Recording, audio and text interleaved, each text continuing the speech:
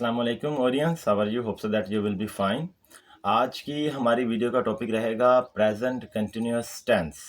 बड़ा आसान टेंस है और बड़ी जल्दी आपको समझ आ जाएगा इंशाल्लाह, जिस तरीके से मैं आपको समझाने वाला हूँ। तो वीडियो को मुकम्मल आखिर तक आपने देखना है और आपको इस टेंस पे मुकम्मल महारत हो जाएगी। So let's start without wasting any other single moment. Present continuous tense, जिसको प्रोग्रेसिव टेंस भी कहा जा सकता है, हम इसके एक्टिव वॉइसेस को डिस्कस कर लेते हैं। और एक्टिव वॉइस में चूंकि एक्शन मौजूद होता है तो आपके सामने स्क्रीन पे अवेलेबल है एक्टिव वॉइस विद एक्शन। और सबसे पहले इसकी डेफिनेशन लिखी हुई है कि अनफिनिश्ड और ऑनगोइंग एक्शंस जो होते हैं वो प्रेजेंट कंटिन्यूस टेंस में मौजूद होते हैं। यानी जो एक्शन आप एट द मोमेंट कर रहे हैं, इस मौजूदा लम्हे में, जिस तरह मैं बोल रहा हूँ, तो ये जो मेरा बोलना है ये प्रेजेंट कंटिन्यूस टेंस से ताल्लुक़ रखता है। इसीलिए तो मैं इसके आखिर पे मैंने कहा कि मैं बोल रहा हूँ। तो इसकी उर्दू पहचान ही यही है कि उर्दू फ़िक़रात के आखिर पे रहा है, रही है और रहे हैं के आपको जो अल्फ़ाज़ हैं वो मिलते हैं, जिससे हमें पता चलता है कि ये जुमला, ये फ़िक्रा जो है ये प्रेजेंट कंटिन्यूअस टेंस से ताल्लुक़ रखता है और इसके ऊपर प्रेजेंट कंटिन्यूअस टेंस के स्ट्रक्चर्स को अप्लाई कर देना चाहिए। सो डेफिनेशन है कि unfinished ongoing actions take place at the time of speaking. तो ये मैं आपको एलेबरेट कर चुका हूँ। आगे बढ़ते हैं तो इंडिकेशन है रहा है, रही है, रहे हैं, ये अल्फाज आपको उर्दू फ़िक़रात के आखिर पे मिलेंगे, जिससे हमें ये निशानदही हो जाएगी कि ये प्रेजेंट कंटिन्यूअस टेंस के सेंटेंसेस हैं। हेल्पिंग वर्ब्स, इसके अंदर हमारे पास इज़, एम, आर होते हैं। इज़ आपने ही, शी, इट और सिंगुलर नाउन्स के साथ पुट करना होता है। यानी he is, she is, it is. और सिंगुलर नाउन जिस तरह के अहमद है तो अहमद इज़ या सना या आयशा, सना इज़ या आयशा इज़।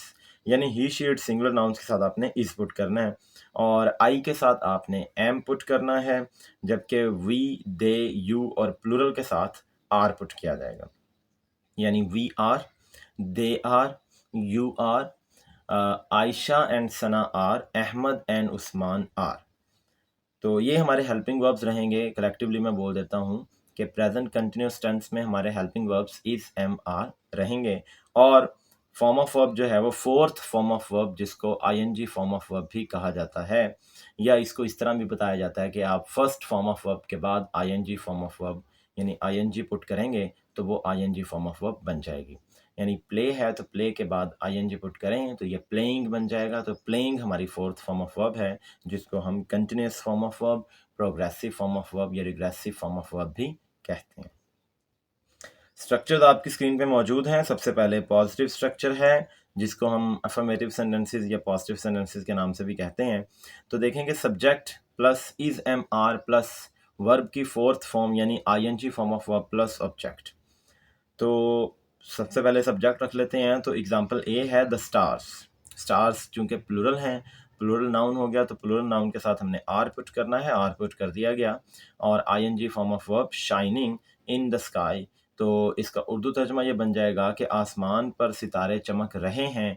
चूंकि उर्दू फ़िक्रे के आखिर पे रहा है, रही है या रहे हैं आ रहा है, जिससे पता चला कि इस उर्दू फ़िक्रे पे प्रेजेंट कंटिन्यूअस टेंस का स्ट्रक्चर अप्लाई कर देना चाहिए। तो मैंने उसकी इंग्लिश आपके सामने, उसकी ट्रांसलेशन इंग्लिश में लिख दी है। The stars are shining in the sky. It is drizzling. देखें जी, इट के साथ हेल्पिंग वर्ब इज पुट कर दिया गया और drizzling ING form of verb, जिसको फोर्थ फॉर्म ऑफ वर्ब भी कहते हैं। यानी बूंदाबांदी हो रही है, हल्के फुल्के जो बारिश के कतरे हैं वो आसमान से गिर रहे हैं। तो फिर से उर्दू फ़िक़रात के आखिर पे रहा है, रही है या रहे हैं आ रहा है, जिसकी वजह से हमने इसको यूँ ट्रांसलेट किया, it is drizzling. I am taking rest at this time. तो मैं इस लम्हे आराम कर रहा हूँ या मैं इस वक्त आराम कर रहा हूँ। तो रहा हूँ से पता चला कि यहाँ प्रेजेंट कंटिन्यूअस टेंस का स्ट्रक्चर अप्लाई कर देना चाहिए।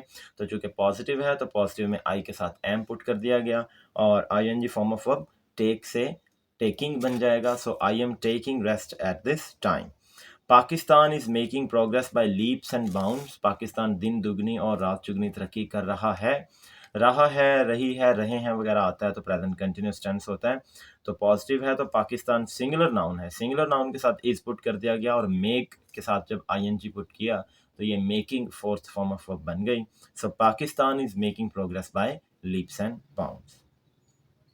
नेगेटिव स्ट्रक्चर पे चलते हैं तो नेगेटिव सेंटेंसेस का स्ट्रक्चर कुछ यूं रहेगा, आपकी स्क्रीन पर मौजूद है। Subject plus is am are plus not plus verb की फोर्थ फॉर्म ऑफ वर्ब यानी ING form of verb plus object. यहाँ पे सिर्फ एडिशन नॉट की हुई है जो कि हेल्पिंग वर्ब के बाद आएगा, यानी is am are plus not plus ING form of verb. तो सबसे पहली एग्जांपल है, you are not telling me your address, कि तुम मुझे अपने घर का पता या तुम मुझे अपना पता नहीं बता रहे हो। तो चूंकि नहीं है, नहीं बता रहे हो, नहीं की वजह से ये नेगेटिव हो गया, और रहा है, रही है, रहे हैं वगैरह जब आता है तो प्रेजेंट कंटिन्यूस टेंस होता है। तो मुझे अब ये इंडिकेशन मिल चुकी है कि ये प्रेजेंट कंटिन्यूस टेंस का नेगेटिव सेंटेंस है, तो इसके ऊपर नेगेटिव सेंटेंस का स्ट्रक्चर अप्लाई कर दूंगा मैं। सो यू के साथ आर पुट किया जाता है, यू आर हेल्पिंग वर्ब है तो इसके बाद नॉट पुट कर दें, नॉट पुट कर दिया गया, और टेल की आईएनजी फॉर्म ऑफ वर्ब जो है वो टेलिंग होगी। So you are not telling me your address.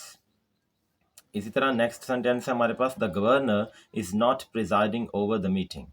तो यहाँ पे देखें कि गवर्नर जो है वो जलसे का खिताब नहीं कर रहा है, क्योंकि फिर से रहा है, रही है, रहे हैं, और फिक्रे के दरमियान में नहीं लफ्ज़ भी मौजूद है जो कि इंडिकेशन है नेगेटिव की। तो इसमें नेगेटिव स्ट्रक्चर अप्लाई करेंगे। सबसे पहले सब्जेक्ट है द गवर्नर, गवर्नर चूँकि सिंगुलर है तो इसके साथ इस पुट कर दिया गया, और इस हेल्पिंग वर्ब के बाद हम नॉट पुट करेंगे, ये मैं आपको बता चुका हूँ। और प्रिजाइड के साथ जब आईएनजी पुट किया तो वो ING form of verb presiding बन गया। So the governor is not presiding over the meeting. इसी तरह नेक्स्ट सेंटेंस है, you are not criticising on my opinion. तो यहाँ पे देखें कि तुम मेरी मशवरे पर तुम तनकीद नहीं कर रहे हो। तो फिर से नहीं भी आ रहा है, और उर्दू फिक्रे के आखिर पे रहा है, रही है, रहे हैं भी आ रहा है। तो ये नेगेटिव है प्रेजेंट कंटिन्यूअस टेंस का। तो आइए स्ट्रक्चर अप्लाई करते हैं नेगेटिव सेंटेंसेस वाला।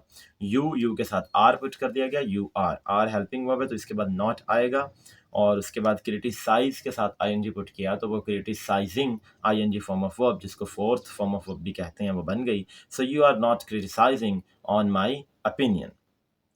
नेक्स्ट एग्जाम्पल है, the officer is not neglecting his duties, कि वो अफसर अपने जिम्मेदारियों से लापरवाही नहीं बरत रहा है, गफलत नहीं बरत रहा है। तो फिर से देखें, रहा है आ रहा है और नहीं भी है, तो ये नेगेटिव है। द ऑफिसर सिंगुलर है तो इसके साथ इज पुट कर दिया गया, हेल्पिंग वर्ब के बाद नॉट पुट करेंगे, और निगलेक्ट के साथ ING form of verb, so ये निगलेक्टिंग बन जाएगी। So the officer is not neglecting his duties.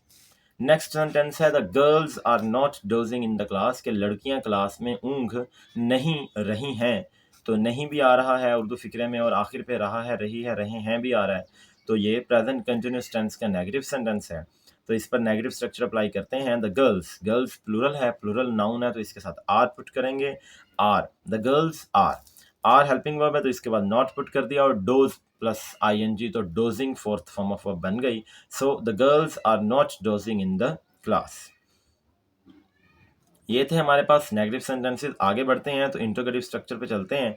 जैसा कि आपको पता है कि जब भी किसी टेंस के इंट्रोगेटिव सेंटेंसेस आते हैं तो उस सेंटेंस के जो हेल्पिंग वर्ब्स होते हैं वो सेंटेंस के स्टार्ट पे आ जाते हैं। तो इस टेंस के हेल्पिंग वर्ब्स हैं इज, एम, आर। तो इंट्रोगेटिव सेंटेंस बनाने के लिए हमें इनको स्टार्ट पे रखना पड़ेगा, यानी इज, एम, आर सेंटेंस को शुरू करेंगे, सेंटेंस के स्टार्ट पे आएंगे, और इनके बाद सब्जेक्ट आएगा, सब्जेक्ट के बाद वर्ब की फोर्थ फॉर्म लगेगी जिसको आईएनजी फॉर्म ऑफ वर्ब भी कहते हैं, और उसके बाद ऑब्जेक्ट, और ऑब्जेक्ट के बाद क्वेश्चन मार्क बहुत ज़रूरी है, क्योंकि क्वेश्चन मार्क एक पार्ट एंड पार्सल है इंट्रोगेटिव स्ट्रक्चर का, ये इसेंशियल एलिमेंट है, ये स्ट्रक्चर का ही कंपोनेंट है। एग्जाम्पल देख लेते हैं, इज द मून अपीयरिंग, क्या चांद निकल रहा है।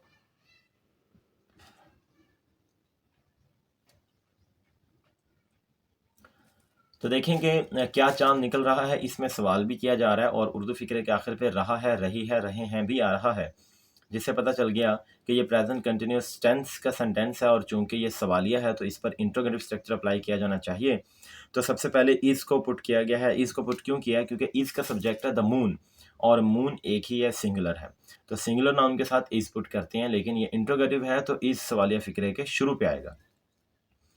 तो इज ने सेंटेंस को स्टार्ट किया, इज द मून, और आगे अपीयर के साथ आईएनजी पुट किया तो fourth form of verb appearing बन गई। सो क्या चांद निकल रहा है कि इंग्लिश ट्रांसलेशन होगी is the moon appearing. Next sentence है, are the labourers digging the earth, क्या मजदूर जमीन की खुदाई कर रहे हैं। तो देखें कि इसमें सवाल भी है और उर्दू फ़िक्रे के आखिर पे रहा है, रही है, रहे हैं भी आ रहा है। तो सेंटेंस को हेल्पिंग वर्ब शुरू करेगा तो इस बार हेल्पिंग वर्ब है आर। आर क्यों आया? क्योंकि आगे मज़दूर ज़्यादा हैं, द लेबरर्स प्लूरल नाउन है तो प्लूरल नाउन के साथ तो आर ही पुट किया जाएगा। आर द लेबरर्स और डिग के साथ आईएनजी फॉर्म पुट की तो ये बन गया डिगिंग। तो सेंटेंस है कि are the labourers digging the earth, क्या मजदूर जमीन की खुदाई कर रहे हैं। नेक्स्ट है is the shopkeeper overcharging the customers, क्या दुकानदार ग्राहकों से ज्यादा पैसे वसूल रहा है। तो देखें क्या सवालिया फिक्रे की निशानदेही है और उर्दू फिक्रे के आखिर पे रहा है, रही है, रहे हैं आए तो वो प्रेजेंट कंटिन्यूस टेंस का होता है। तो इससे मुराद है कि यहाँ पे हमने प्रेजेंट कंटिन्यूस टेंस का इंट्रोगेटिव स्ट्रक्चर अप्लाई करना है। So let's apply that structure. तो इज ने सेंटेंस को स्टार्ट किया, चूंकि हेल्पिंग वर्ब शुरू पे रहेगा, लेकिन इज ही क्यों आया है? क्योंकि आगे सब्जेक्ट देखें तो वो सिंगुलर है, इज द शॉपकीपर। शॉपकीपर दुकानदार एक ही है तो इसके साथ तो इजी लगेगा। Is the shopkeeper overcharging, overcharge first form होती है, उसके साथ आईएनजी पुट किया तो ये आईएनजी फॉर्म ऑफ वर्ब यानी फोर्थ फॉर्म ऑफ वर्ब बन गई overcharging. So the sentence is the shopkeeper overcharging the customers, और एंड पे क्वेश्चन मार्क लाजमी पुट कीजिएगा। सो नेक्स्ट है हमारे पास am I buying a new bike, क्या मैं एक नई मोटरसाइकिल खरीद रहा हूँ। तो देखें ये सवाल भी है और आखिर पे उर्दू फिक्रात के आखिर पे, उर्दू फिक्रे के आखिर पे रहा है, रही है, रहे हैं भी आ रहा है। तो एम से सेंटेंस शुरू होगा। अब यहाँ पे एम क्यों आ गया? क्योंकि आगे सब्जेक्ट देखें तो वो आई है और आई के साथ तो एम ही पुट किया जाता है। सो एम आई और बाई के साथ I N G form put की तो ये I N G form of वो बन गई buying. So am I buying a new bike. ये थे हमारे इंट्रोगेटिव सेंटेंसेस। अब आगे बढ़ते हैं तो हमारे पास डबल इंट्रोगेटिव सेंटेंसेस मौजूद हैं, यानी जिसमें सवाल तो किया ही जाएगा लेकिन साथ में क्यों, कहाँ, कब, कैसे ये भी पूछा जाएगा। यानी कोई ना कोई क्वेश्चन वर्ड होगा।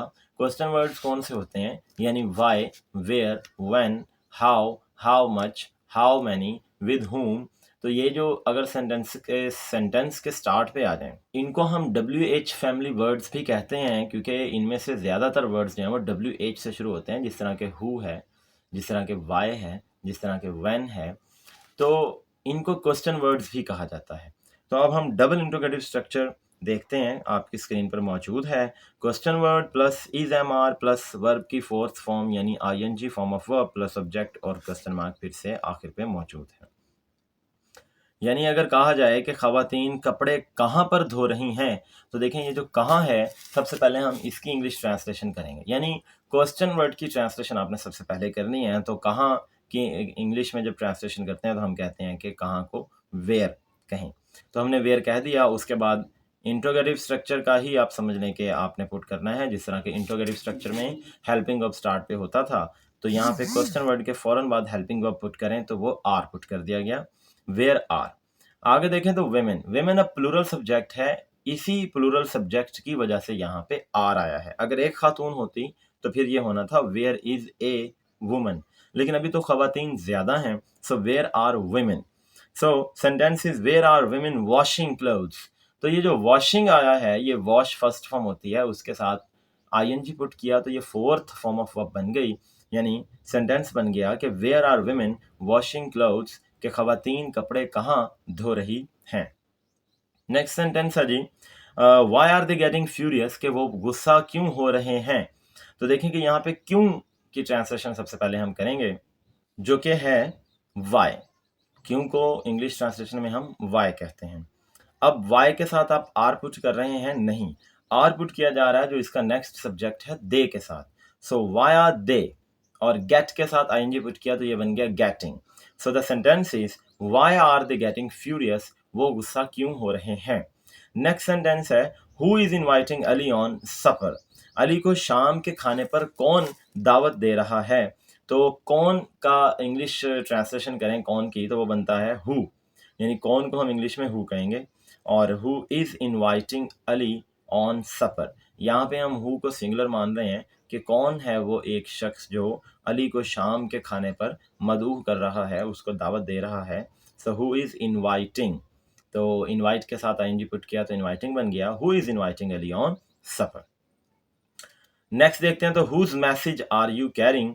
तो यहाँ पे देखें कि तुम किसका पैगाम लेकर आ रहे हो। तो यहाँ पे किसका, इसकी इंग्लिश ट्रांसलेशन हुज बनेगी।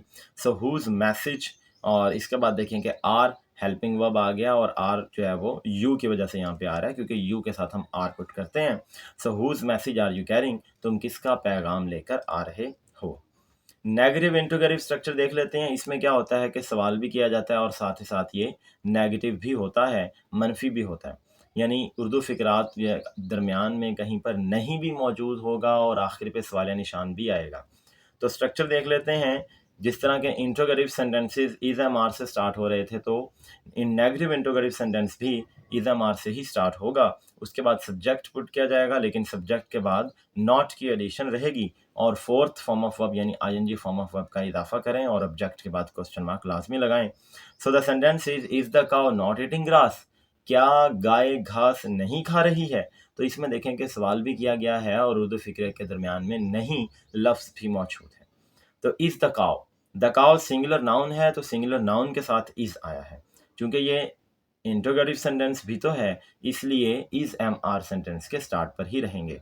सो इज द काउ और सब्जेक्ट द काउ है, काउ के बाद नॉट के बाद ईट प्लस आईएनजी यानी eating fourth form of verb. So the sentence is the cow not eating grass, क्या गाय घास नहीं खा रही है।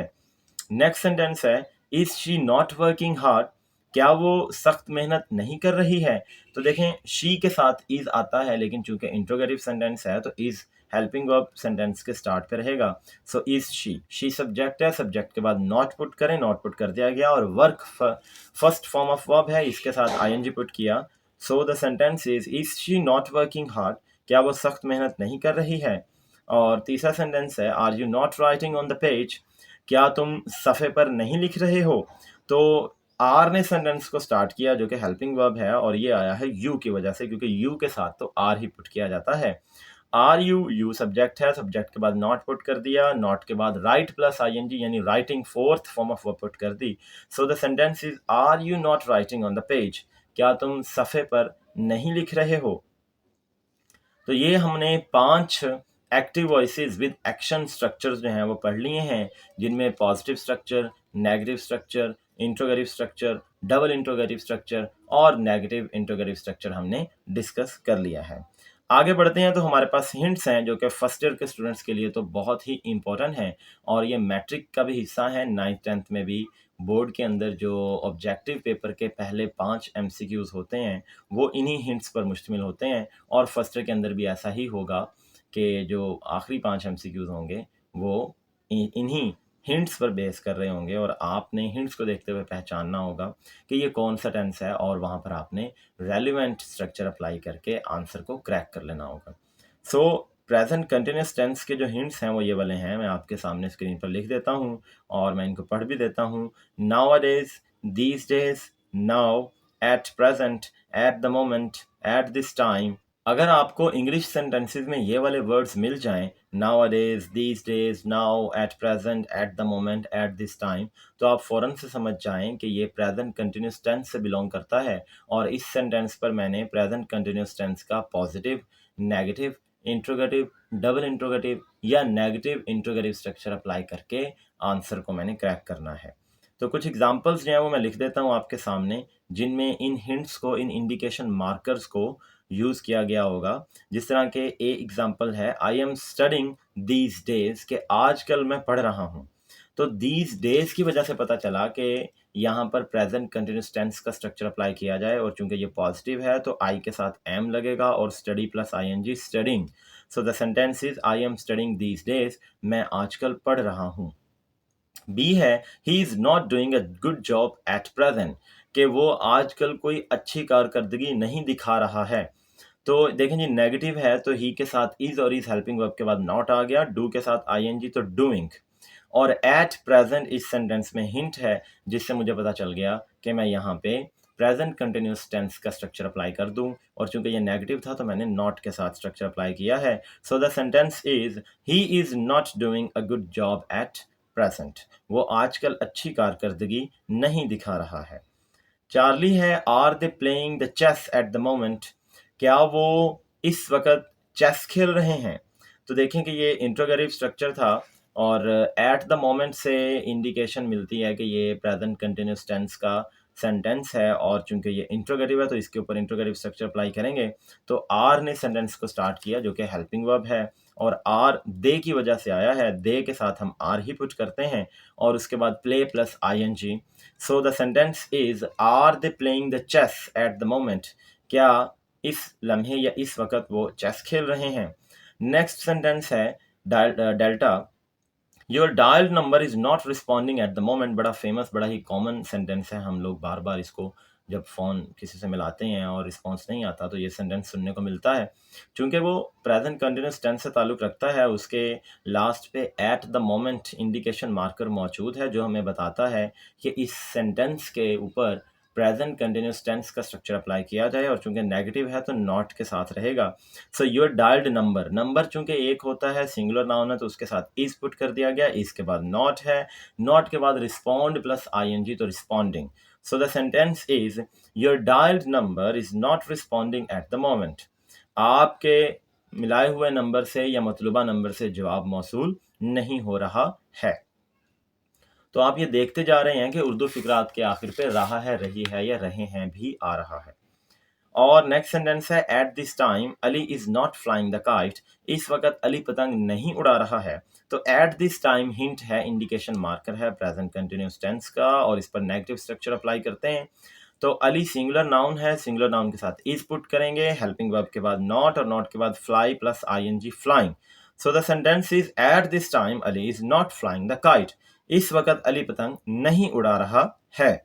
नेक्स्ट F सेंटेंस है हमारे पास, nowadays we are worrying about exams, के आजकल हम इम्तिहानात के लिए परेशान हो रहे हैं। तो नाउअडेज इंडिकेशन है प्रेजेंट कंटिन्यूस टेंस की, और पॉजिटिव स्ट्रक्चर अप्लाई करते हैं तो वी के साथ आर पुट किया जाता है और worry plus ING worrying. So the sentence is nowadays we are worrying about exams, के आजकल हम इम्तिहानात के बारे में परेशान हो रहे हैं। तो ये थे गाइस पांचों active voices present continuous tense के जो हमने डिस्कस किए, और साथ ही साथ हमने हिंट्स या इंडिकेशन मार्कर्स को भी देख लिया। आइए अब बढ़ते हैं और देखते हैं कि प्रेजेंट कंटिन्यूस टेंस का अगर पैसिव स्ट्रक्चर हो तो वो हमारे पास क्या रहेगा। सो पैसिव स्ट्रक्चर आपकी स्क्रीन पर अवेलेबल है कि सब्जेक्ट के बाद इज MR पुट करें और उसके बाद बीइंग का इजाफा करें, BEING बीइंग। और चूंकि तमाम पैसिव वॉइसेस सेंटेंसेस के अंदर third form of verb use की जाती है, चाहे वो किसी भी टेंस से ताल्लुक़ रखता हो, तो यहाँ पर भी as usual third form of verb आ गई और उसके बाद बाय प्लस ऑब्जेक्ट आ जाएगा। तो आपको टिप दोबारा से दी जा रही है कि use being with third form of verb. तो स्ट्रक्चर को गौर से देखिएगा ताकि जब एग्जाम्पल्स दी जाएँ तो आप उनको आसानी से कॉम्प्रीहेंड कर सकें। Let's move to examples. तो अल्फा एग्जाम्पल है, our duty is being done, के हमारा काम किया जा रहा है। तो ये देखेंगे ये पैसिव है और इसमें आवर ड्यूटी चूंकि सिंगुलर है तो उसके साथ इज पुट कर दिया गया, और आगे बीइंग का इजाफा स्ट्रक्चर में से है, और डू डिड डन, तो डू की थर्ड फॉर्म डन जो है वो पुट कर दी गई है। सो हमारा काम किया जा रहा है या हमारा काम हो रहा है। तो उर्दू फिकरात के आखिर में देख लें, अभी भी रहा है, रही है, रहे आ रहा है, लेकिन ये पैसिव है तो इस पर पैसिव स्ट्रक्चर अप्लाई कर दिया। So our duty is being done. बीटा एग्जाम्पल है, things are not being sold at high prices in the market, के मंडी के अंदर अशिया ज़रा महंगी करके नहीं बेची जा रही हैं, यानी महंगे दामों फरोख्त नहीं की जा रही हैं। तो यहाँ पे देखें कि थिंग्स और थिंग्स के बाद आर पुट कर दिया गया, क्योंकि थिंग्स तो प्लूरल नाउन है और प्लूरल नाउन के साथ आर ही पुट किया जाता है। नेगेटिव है तो नॉट का इजाफा, लेकिन बीइंग लाजमी हम लिखेंगे, और सेल की third form sell, sold, sold, तो सेल की थर्ड फॉर्म सोल्ड आ गई। So the sentence is things are not being sold at high prices in the market, के मंडी में अशिया महंगे दामों फरोख्त नहीं की जा रही हैं। चार्ली एग्जाम्पल है, is news in English being broadcasting, क्या अंग्रेज़ी में खबरें नशर की जा रही हैं। तो इंटरोगेटिव पैसिव स्ट्रक्चर है तो इसको स्टार्ट पर रखेंगे। न्यूज़ अनकाउंटेबल नाउन होता है तो हम इसके साथ आर वगैरह पुट नहीं कर सकते, हम इसको इज़ ही मानते हैं। सो न्यूज़ इज़, और यहाँ पे चूंकि इंटरोगेटिव है तो इस सेंटेंस के स्टार्ट पर रहेगा। So is news in English, being का इजाफा रहा, और ब्रॉडकास्टेड, ब्रॉडकास्टेड यहाँ पे आएगा, यानी ब्रॉडकास्ट, ब्रॉडकास्टेड और ब्रॉडकास्टेड, यानी ब्रॉडकास्ट की थर्ड फॉर्म आएगी। सो the sentence is news in English being broadcasted, तो इसको आप ब्रॉडकास्टेड कर लें। ओके, ये टाइपिंग मिस्टेक थी। आगे चलते हैं। Delta, why are not the fields being levelled, के खेतों को या मैदानों को बराबर या हमवार क्यों नहीं किया जा रहा है। So why are not the fields, the field subject है और द फील्ड्स की वजह से यहाँ पे शुरू पे आर आ रहा है, लेकिन आर से पहले क्वेश्चन वर्ड है कि क्यों। तो ये तो जब हम डबल इंट्रोगेटिव स्ट्रक्चर देख रहे थे तो मैंने तभी बता दिया था कि आपने why, where, when, how, how many, how much, with whom वगैरह को सेंटेंस के स्टार्ट पे रखना है। So why are not the fields, और बीइंग आ गया, और लेवल की third form levelled. So why are not the fields being levelled, मैदानों को हमवार क्यों नहीं किया जा रहा है। अब आगे देख लेते हैं। तो where is the stranger being deceived, यानी कि अजनबी को धोखा कहाँ पर दिया जा रहा है। तो सबसे पहले कहाँ की इंग्लिश करेंगे तो वो वेयर है, उसके बाद चूंकि ये डबल इंट्रोगेटिव है तो क्वेश्चन वर्ड के बाद हेल्पिंग वर्ब आएगा इज, और the stranger, stranger singular noun है, इसी की वजह से यहाँ पे इज आया है। और वेयर इज द स्ट्रेंजर, आगे बीइंग का इजाफा पैसिव के स्ट्रक्चर से, और डिसीव की third form deceived. So sentence is, where is the stranger being deceived? Next example है, by whom is a noise being made। तो यहाँ पे देखेंगे by whom के कौन है जो शोर मचा रहा है, या कौन शोर मचा रहा है। तो यहाँ पे हम देखें कि by whom चूंकि पैसिव है तो यहाँ पे by whom ही यूज करेंगे, और by whom के बाद is है। by whom is a noise subject है, सब्जेक्ट के बाद being का इजाफा पैसिव वॉइस के स्ट्रक्चर में से, और make की third form made। So the sentence is, by whom is a noise being made। So मैं उम्मीद करता हूँ गाइस कि आपको प्रेजेंट कंटिन्यूस टेंस के 5 active voices structures, positive, negative, interrogative, double interrogative और नेगेटिव इंट्रोगेटिव स्ट्रक्चर समझ में आ चुके होंगे। साथ ही साथ हमने हिंट्स को देखा, तो हिंट्स को आप वीडियो में एक बार वापस जाके दोबारा से अपने पास नोट कर लें, इन्हें याद कर लें, ये बहुत इंपॉर्टेंट है। और एंड पे हमने प्रेजेंट कंटिन्यूस टेंस का पैसिव वॉइस स्ट्रक्चर भी डिस्कस किया, और इस तरह हमारी वीडियो इख्तिताम पजीर होती है। मज़ीद ऐसी ही वीडियोस देखने के लिए मेरे चैनल को लाइक कर लें, सब्सक्राइब कर लें और इसको शेयर करें, ताकि मुझे आपकी मोरल सपोर्ट मिलती रहे और मैं मज़ीद आपके लिए ऐसे ही इंफॉर्मेटिव वीडियोस बनाता रहूँ। So stay blessed guys, stay connected with me, until next time.